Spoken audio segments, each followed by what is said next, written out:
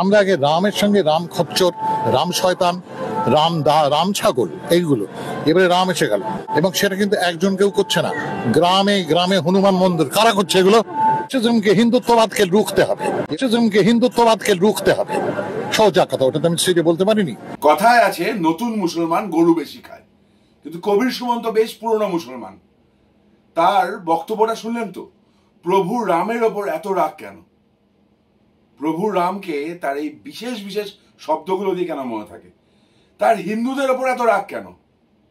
বিয়ে করার জন্য ধর্ম পরিবর্তন করেছিলেন, স্বার্থের জন্য ধর্ম পরিবর্তন করেছিলেন, এবং তার রাগ হয়েছে হিন্দুদের ওপর, হিন্দুত্ববাদের ওপর। আজকে বাংলা এবং বাঙালি নিয়ে বড় বড় কথা বলছেন। আমরা কি ভুলে গেছি নাকি তার সেই কথা? রিপাবলিকের একজন সাংবাদিক বিট্টু ফোন করেছিল তাকে, হিন্দুদের নিয়ে, হিন্দুত্ববাদ নিয়ে কি গালাগালি করেছিল মনে আছে? আমি ছেড়ে দিলাম। কবির সুমন তার হিন্দুদের কাফের মনে হতে পারে, হিন্দুদের সাথে এই ব্যবহার তাকে তার ধর্ম শেখাতে পারে, কিন্তু পরবর্তী যে কথাটা বলেছিল সেটা কি ডেঞ্জারাস ছিল মনে নেই আপনাদের? বাঙালির মাকে কি বলেছিল মনে আছে তো? তখন বাঙালির তো বাঙালি আনা জাগেনি, তখন প্রতিবাদ হয়নি।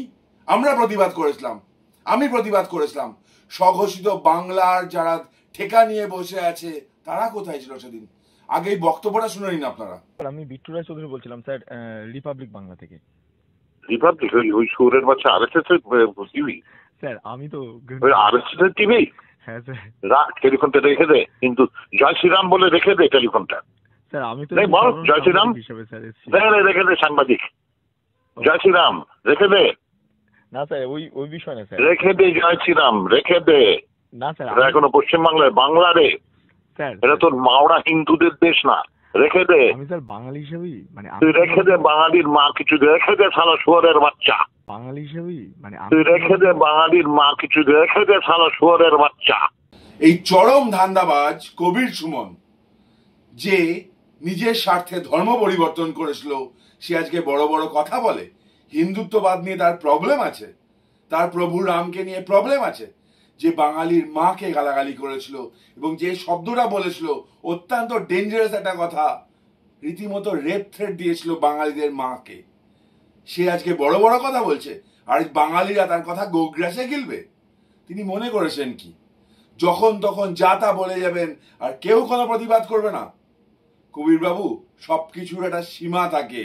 আপনি ভালো গায়ক, সন্দেহ নেই, খুব সুন্দর গান করেন, কোনো সন্দেহ নেই, তো বারবার কথায় কথায় হিন্দুত্ববাদকে আক্রমণ করা, বাঙালির মাকে নিয়ে উল্টো পাল্টা বলা বন্ধ করুন।